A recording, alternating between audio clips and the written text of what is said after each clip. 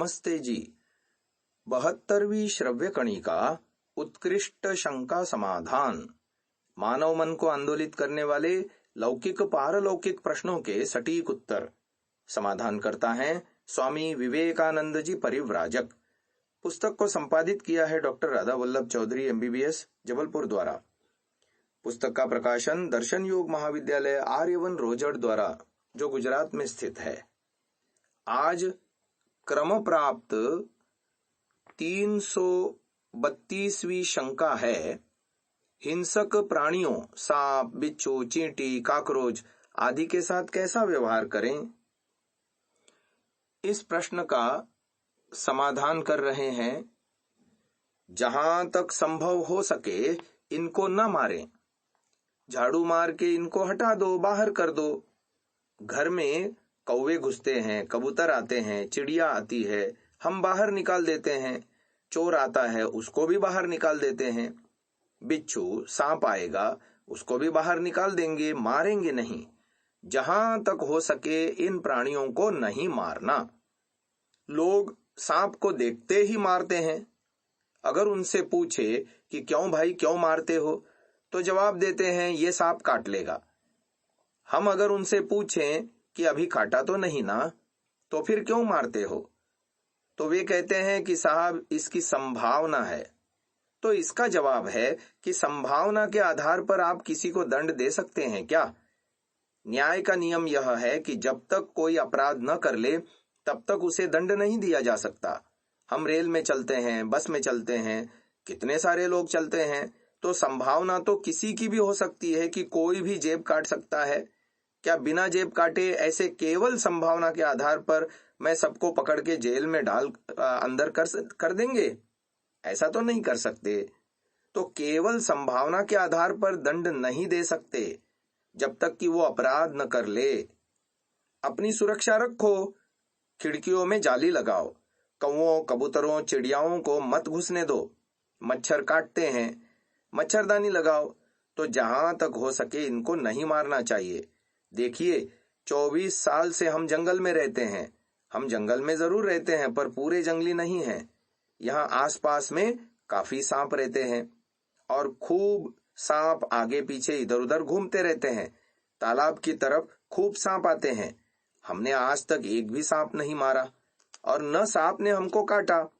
हम उसको नहीं छेड़ते, वो हमको नहीं छेड़ते। वो चुपचाप चले जाते हैं, हम अपना चुपचाप चले जाते हैं, कुछ भी नहीं करते। आप भी ऐसा ही करने का प्रयत्न करें। बिल्कुल इमरजेंसी हो, बहुत मुसीबत आ रही हो, तो मजबूरी में इनको हटा सकते हैं। और मान लो मारने की बहुत मजबूरी हो और आपको ऐसा लगता हो कि सांप बिल्कुल आपके ऊपर आक्रमण करने को तैयार है और आपको अपनी जान का खतरा है, तो आप भी मार सकते हैं, पर द्वेष के कारण नहीं मारना। अपनी रक्षा के लिए तो मारेंगे, तो उसे थोड़ा दंड तो मिलेगा पर ज्यादा नहीं मिलेगा। द्वेष के कारण मारेंगे तो अधिक दंड मिलेगा। अपनी रक्षा करने का अधिकार सभी को है। इस प्रकार से जहां तक संभव हो सके वहां तक किसी को न मारें। अगली 233वीं शंका आ रही है, वेद ईश्वर की वाणी है, ईश्वर ने इसके निर्माण में कैसे सहायता की? समाधान किया जा रहा है, वेद ईश्वर की वाणी है। इसको इस तरह से समझना चाहिए कि मनुष्य बिना सिखाए नहीं सीखता। बचपन से माता पिता ने हमको उठना बैठना, खाना पीना, चलना फिरना, बोलना आदि सब बातें सिखाई, तब जाकर हम सीख पाए। फिर स्कूल में गए, अनेकों अध्यापकों, शिक्षकों ने हमें पढ़ाया लिखाया, तब जाकर हमारी बुद्धि का कुछ विकास हुआ। एक मनुष्य के बच्चे को जन्म से ही बड़े से कमरे में रख दिया जाए, जिसमें बहुत बड़ी लाइब्रेरी हो और बहुत बड़ी बड़ी मशीनें हो, कंप्यूटर भी हो, सिखाने वाली सारी चीजें हो, और उसको शिक्षक, टीचर कुछ भी न दिया जाए, तो क्या वो सारी लाइब्रेरी की पुस्तकें पढ़कर विद्वान हो जाएगा? नहीं होगा ना। तो इससे पता लगता है कि जब तक शिक्षक यानी अध्यापक, टीचर न मिले तब तक व्यक्ति का विकास नहीं होता। आप और हम आज पढ़ लिख कर बुद्धिमान हो गए हैं, हमें बुद्धिमान बनाया हमारे अध्यापकों ने, हमारे अध्यापकों को बुद्धिमान बनाया उनके अध्यापकों ने, और उनको उनके अध्यापकों ने। तो पीछे पीछे चलते जाइए। सबसे पहले जो मनुष्य पैदा हुए, इनको बुद्धिमान किसने बनाया? उनको भी कोई अध्यापक शिक्षक तो चाहिए ना। उनको किसने विद्वान बनाया? अर्थात ईश्वर ने। तो ईश्वर ने जो पहली पीढ़ी, फर्स्ट जनरेशन को भी जो पढ़ा लिखा कर विद्वान बनाया, वो ही चारों वेद थे। उन 4 वेदों के माध्यम से ईश्वर ने पहल मनुष्य को पढ़ा करके बुद्धिमान बनाया, और फिर ईश्वर ने उनको पढ़ाकर उनकी ड्यूटी लगा दी कि मैंने आपको पढ़ा दिया, अब आप आगे वाली पीढ़ी को पढ़ाओ। फिर वो आगे आगे गुरु शिष्य परंपरा से पढ़ना पढ़ाना चलता रहा, और आज तक हम पढ़ते चले आ रहे हैं। जब तक लोग ऐसे पढ़ते जाएंगे तब तक लोग बुद्धिमान बनते जाएंगे, और जब पढ़ना पढ़ाना छोड़ देंगे फिर जंगलियों की तरह हो जाएंगे, पशुओं की तरह बन जाएंगे। तो ईश्वर ने सबसे पहले 4 वेदों का उपदेश दिया, फिर उन्हीं 4 वेदों से सब लोग बारी बारी से पढ़कर बुद्धिमान हुए। अब प्रश्न यह रह जाता है कि ईश्वर ने यह 4 वेदों का उपदेश कैसे दिया, उसकी पद्धति क्या है, इसको समझाते हैं। प्रश्न है, ईश्वर एक है या अनेक? उत्तर है एक। अगला प्रश्न है, वह एक ईश्वर एक जगह पर रहता है या सब जगह पर? उत्तर है सब जगह पर। अगर ईश्वर सब जगह पर रहता है तो हमारे अंदर भी है, बाहर भी है। तो शुरू में जो हजारों मनुष्य पैदा हुए थे, उनमें जो बहुत अच्छे, सबसे अधिक बुद्धिमान थे, सुपर जीनियस क्लास में 4 व्यक्ति धरती पर भगवान ने सिलेक्ट कर लिए, यानी चुन लिए। उनको हम ऋषि नाम से कहते हैं। ऋषि सबसे अधिक बुद्धिमान व्यक्ति। वो इतने बुद्धिमान कहां से हो गए थे?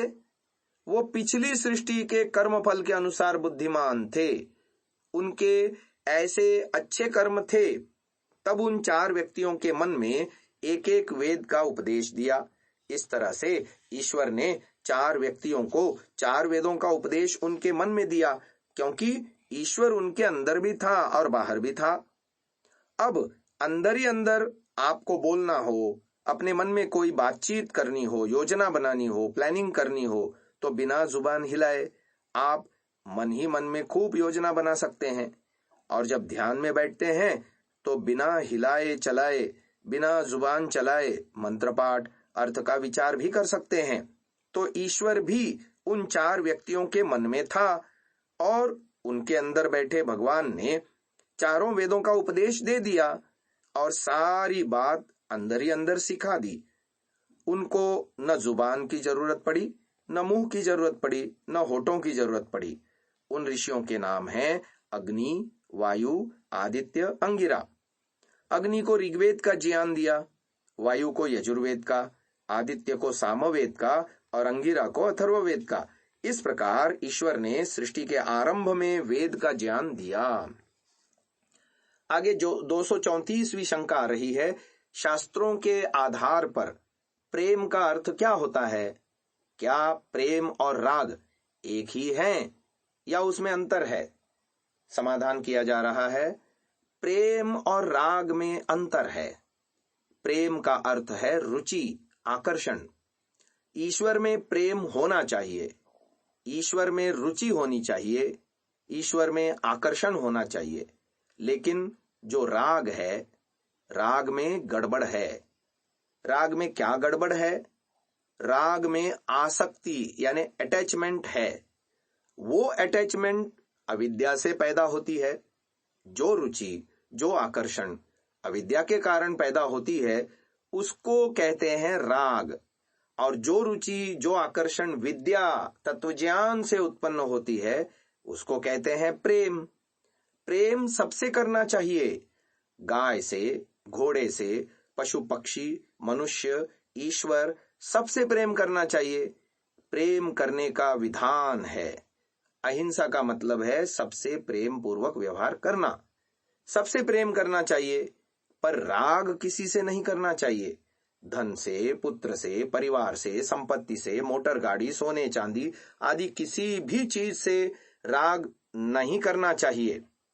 राग दुखदायक है, प्रेम दुखदायक नहीं है, क्योंकि राग अविद्या के कारण उत्पन्न होता है और प्रेम तत्व ज्ञान के कारण उत्पन्न होता है। इसीलिए दोनों में अंतर है।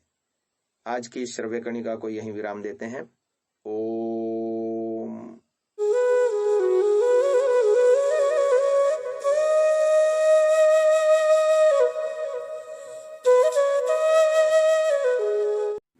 डाउनलोड सांसा ऐप, आरवीरदल ऐप, विजिट sansa.org, rvirdal.in।